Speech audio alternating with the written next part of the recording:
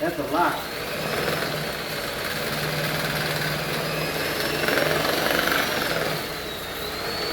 All right, so here's the problem with this situation here. The washer and dryer are newer washers and dryers. The old one would drain in here in the one sink and not be a problem. They're bigger washer and dryers, so they'll overflow this sink, and let me tell you why. The drains drain freely. It's all new piping, but it's a flat drain. Look how flat that drain is. Both those sinks drain into a flat drain. I mean, that is so flat, but it drains really nice, okay? So the problem right now is it'll overflow. The capacity of that will overflow this. My solution, simple, before replacing these is we're gonna attempt to, with a hammer drill, there's some chips in here already. We're gonna drill 2 holes through this so the capacity of this overflowing will actually fill both sinks, and then it should be able to work okay. This is a lot harder than I thought with the hammer drill. That's where I'm at right now. I'm trying to see if there's metal up here. I'm trying to see if there's metal in here, but this is some good concrete, let me tell you. Sweating my butt off. I'm probably about halfway through right now. And hopefully with one would be enough to spew into this next thing. This is just a simple solution to a higher capacity washer, not overflowing and not filling up both sinks or whatever. The drain's too small. All right, so we're through right there. Like I said, that capacity couldn't deal with this one sink, and the drain was entirely too small. So now we have an overflow temporary until we have time to replace all this. Because if we get a new sink, we might have to move the faucet and the piping, and that's just a whole other can of worms. As long as this is okay, tomorrow or whatever, I'll come back with just a little tube of caulk, and with my finger like this, silicone caulk around it so the concrete is just sealed. So we're filling it up now. All right, here we go, here we go. You see it fills up this sink. The drain is so small that it is, see how tiny it is? It's flat. The drain is flat. So it's just the bottom of the concrete. So I guess I should move my tools. I'm hoping with the hole, I might have to drill another hole that'll start the overflowing and then not overflow this one sink. You got it on large, Rigo? It was at this moment I realized I should have checked it first before drilling that hole. Whoever installed this told them the sink was not going to be able to take the capacity, and I took it at the word. I drilled the hole. Guess what? On an extra large hole, I shouldn't have drilled it because the sink took the capacity. Man, they had me drill the hole for nothing. We just put a large load on, and look at that. It didn't even make it to the hole. Oh. There's the problem. So there has to be between here and the stack, it has to be backed up something. Now it's draining. We have the cold water on. The house came with a standpipe. We had a 20-foot router with a clean out there. We're going to do that next. But my whole thing is right now that the family could wash and no water is going to be coming up through here. So we're going to see what happens. Oh, we're trying to overflow the sink right now.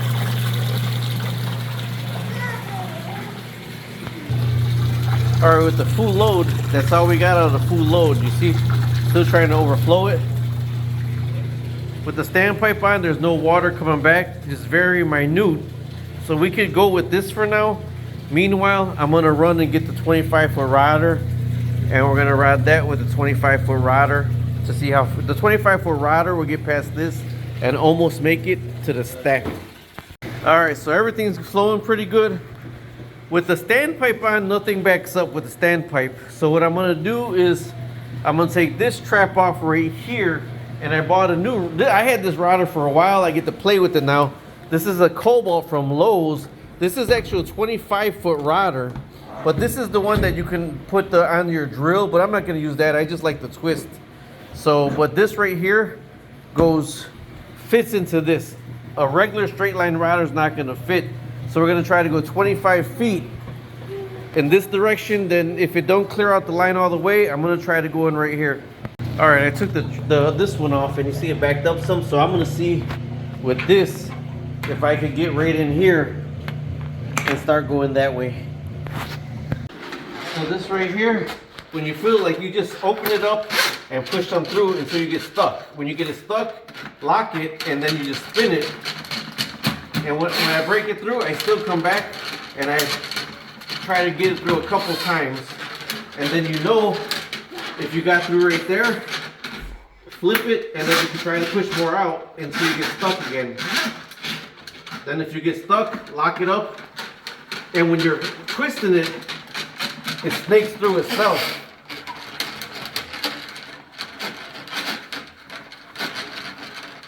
And it'll walk through itself. And then it's there, and I just pull it back a little bit to try to break up most of the drain or most of the clog that it's at. Now this is only a 25-foot one, so we'll see how long we go. All right, we have the water just running full blast right now. We got clear shot 25 feet all the way towards the stack. This is all the way in all 25 feet, so we're at the stack. So what I'm doing is running this full blast, and I'm gonna put the drill on this so we could just try to get the sediment up. Place, this is all the way out. Let's see what this is. Ooh, that's a lot.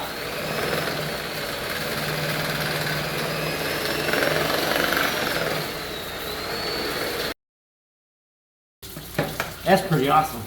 Now we should have made it all the way to the stack with that 25-foot run. But here's one more drain right here that I'm just gonna rod this since I'm here, but just by hand. And we're doing another load right over there. All right, so with this on here, realistically it's all rusted out. I'd put Teflon tape. They do need water in the drain, and I'll explain why in a bit. Nothing comes up just that way. But what I'm noticing is the ground is a little bit higher on this side. The ground's a little bit higher on this side than the drain, so you might just be getting a little bubble of water here to slow it down because it's a little higher. Now I was gonna rod this drain, but I see the side of it is rusted, so I'm not gonna touch this drain right here because I don't want a new can of worms. What I got is another full load in, more soapy water in. I'm gonna let it all drain out, and then I'm gonna pick this up and to see if anything's backing up. But if not, I says, if you have to put that on only when you do a full load of laundry, not even a small one, it's worth it right now not to touch anything else. And in conclusion, what we're gonna do is clear Flex Seal. When this dries, see how that's rusted out? That's what's dripping out, all that rust right there, right? A little bit right there. Okay, so to save money, when all this dries, it has to dry for like at least 2 days. We're gonna paint the bottom with Flex Seal to seal it, and the crack that's in the front on the bottom that's dripping, we're gonna Flex Seal that, right? This right here, my theory on this, we got a clean shot through the line. It doesn't plug up. So my theory on it is, since that area right there is a little bit higher than this area, the water is trying to flow up, so it slows it down enough where it backs up in this one right here. With the standpipe on, there's no water that comes up at all. So instead of breaking it out as concrete, it's less of an inconvenience just when you're doing a load of laundry. Leave that on right there. When it comes up right here, it's a little bit higher in this area, and my theory is there's a bubble. So this is the other drain that was a little bit rusty. For no sewer smell to come up through right here, wrap it with saran wrap, put it down. You see there's the little drain for the condenser. That stops every smell, everything that would come out of it that smells like sewer. Now you do need water in the bottom of your standpipes. Like, why I see water in my standpipes? You're supposed to, because you don't want the air, you don't want the sewage smell, the methane coming in your house, and that's why you need the traps and all that to stop the smell coming backwards. So this is all done. This is what we did for today, the little thing. So now they could use the washer and dryer, no problem at all. Everything's good to go. Talk to you later. Subscribe, like, and share.